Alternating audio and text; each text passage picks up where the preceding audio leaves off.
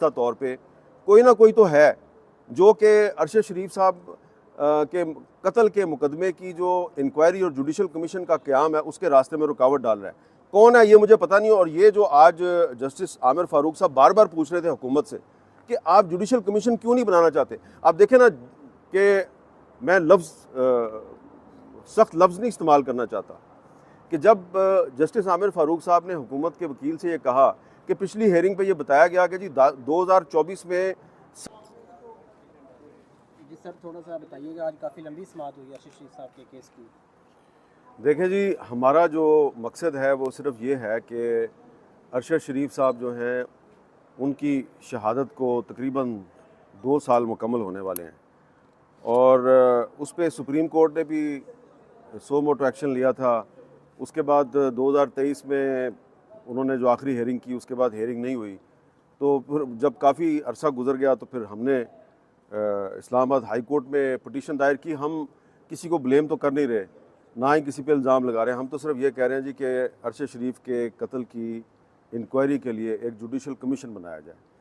तो जो पिछली हेयरिंग थी उस हेयरिंग में जब chief justice Islamabad high court Aamir Farooq साहब ने वजारत दाखिला और वजारत कानून से ये कहा कि आप हमें 6 अगस्त को आगे बताएं कि आप कमीशन बनाना चाहते हैं या नहीं बनाना चाहते, तो उसी दिन शाम को एक प्रेस रिलीज जारी हुई और कहा गया जी कि सुप्रीम कोर्ट जो है वो उसने 3 रुकनी बेंच बना दिया जो इंक्वायरी करेगा। और बाद में फिर उसकी हेयरिंग नहीं हुई उस 3 रुकनी बेंच की, और कहा गया जी कि कोई डिस्प्यूट चल रहा है कि 5 मेंबर बेंच होगा या 3 मेंबर बेंच होगा।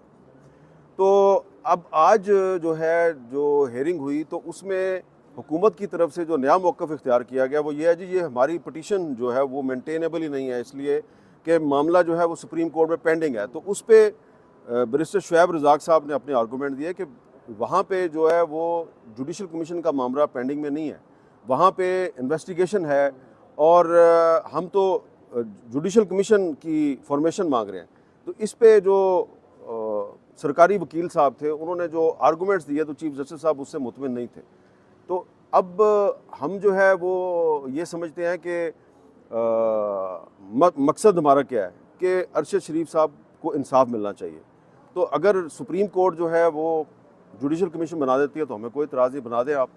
अगर वो नहीं बनाते तो फिर इस्लामाबाद हाई कोर्ट में आके हुकूमत बताए कि वो जुडिशल कमीशन बनाना चाहती है या नहीं बनाना चाहती। आज चीफ जस्टिस आमिर फारूक साहब ने बार बार जो है वो यही हुकूमत से पूछा है कि आप ये बताएं कि आप जुडिशल कमीशन बनाना चाहते हैं या नहीं बनाना चाहते।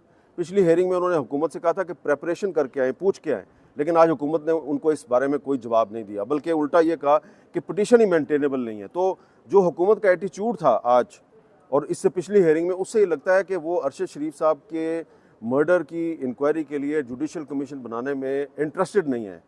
ठीक है, और बार बार चीफ जस्टिस आमिर फारूक साहब के पूछने के उनके पास कोई जवाब नहीं था।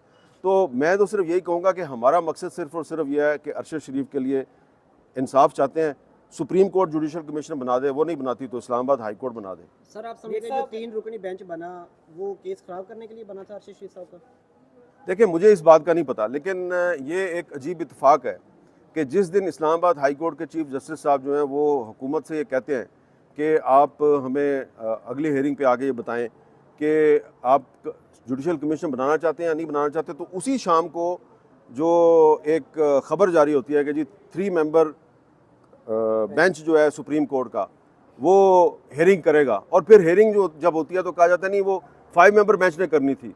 तो ऐसा लग रहा है हमें कि दानिस्ता या ना दानिस्ता तौर पे कोई ना कोई तो है जो कि अरशद शरीफ साहब के कत्ल के मुकदमे की जो इंक्वायरी और जुडिशल कमीशन का क़याम है उसके रास्ते में रुकावट डाल रहा है। कौन है ये मुझे पता नहीं। और ये जो आज जस्टिस आमिर फारूक साहब बार बार पूछ रहे थे हुकूमत से कि आप जुडिशल कमीशन क्यों नहीं बनाना चाहते। आप देखें ना कि मैं सख्त लफ्ज़ नहीं इस्तेमाल करना चाहता कि जब जस्टिस आमिर फारूक साहब ने हुकूमत के वकील से ये कहा कि पिछली हेयरिंग पे ये बताया गया कि जी 2024 में 7 सहाफ़ी जो हैं उनको कत्ल किया जा चुका है, तो अगर हुकूमत कमीशन बना लेती है तो कम से कम ये मामला तो तय हो जाएगा। तो हुकूमत के वकील ने कहा जी हमने चेक किया है, हमें इस बारे में कुछ कंफर्मेशन नहीं हुई कि ये बंदे जो फिगर बताई गई थी ये सही है या गलत है। तो उस पर आज चीफ जस्टिस साहब ने मुझे ये कहा है कि आपने अब इनको तहरीरी तौर पे बताना है कि 2024 में कितने सहाफ़ी अब तक शहीद किए जा चुके हैं। जब मैंने पिछली हेयरिंग में बताया था उस वक्त 7 थे, लेकिन अब 8 हो चुके हैं। तो इससे आप अंदाज़ा लगाएं कि जो हुकूमत है उसके मौक़िफ़ में आपको इंसाफ देने की नीयत नज़र नहीं आती, उसमें रौनक नज़र आती है। अच्छा मीर साहब, आज जज साहब ने ये भी कहा कि attorney general is sharing away, वो भी पेश नहीं हो रहे, उनको क्या कबाहत है पेश होने में? और उन्होंने कहा कि JIT की जो 1 साल हो गया, वो रिपोर्ट भी मैंने पढ़ी, उसमें कुछ भी सेटिस्फेक्शन हमारे पास नहीं है। तो अब आप क्या कहना चाहेंगे कि अटॉर्नी जनरल भी नहीं पेश? To cut the story short, हमारा मकसद ये है कि अरशद शरीफ के कत्ल की तहकीकात के लिए एक इंक्वायरी कमीशन बनना चाहिए। ये हमारा सिंपल सा एक मुतालबा है जो हमने इस्लामाबाद हाई कोर्ट में अपनी पिटीशन में रखा हुआ है। अब उस पिटीशन पर हेयरिंग में जो हुकूमत के वकला का जो रवैया है, उससे मैं जो है वो ज़्यादा से ज़्यादा यही कह सकता हूँ कि डिलेइंग टैक्टिक्स हैं। लेकिन आज chief justice Islamabad high court Aamir Farooq साहब ने कहा है कि आप वफाकी हुकूमत को डुबो रहे हैं, ये अल्फाज इससे कि आप उनको डुबो रहे हैं। तो वज़ीर आज़म शहबाज शरीफ साहब से गुजारिश है कि इस्लामाबाद हाई कोर्ट के चीफ जस्टिस के ख़्याल में जो आपके वकला हैं वो आपको इस हाई कोर्ट के सामने डुबो रहे हैं। मेहरबानी करें, आप को क्या प्रॉब्लम है? आप वज़ीर आज़म हैं, आपके पास इख्तियार है, आप अरशद शरीफ के कत्ल की इंक्वायरी के लिए एक जुडिशल कमीशन के क़याम का ऐलान कर दें, मामला ख़त्म हो जाएगा। और फिर जुडिशल कमीशन ने फैसला करना है कि अरशद शरीफ के मर्डर के पीछे कौन है। तो जो लोग डिलेइंग टैक्टिक्स इस्तेमाल कर रहे हैं वो जुडिशल कमीशन के क़याम को रोकना चाहते हैं। तो जुडिशल कमीशन के क़याम से को वही रोक सकता है जिसके दाढ़ी में कुछ तिनका है। अच्छा, हम मीर साहब, आप इन्वेस्टिगेशन जर्नलिस्ट माने जाते हैं पाकिस्तान में भी और बाहर की दुनिया में भी। 14 मुकदमात अरशद शरीफ के हुए और मुल्क छोड़कर जाना पड़ा। अब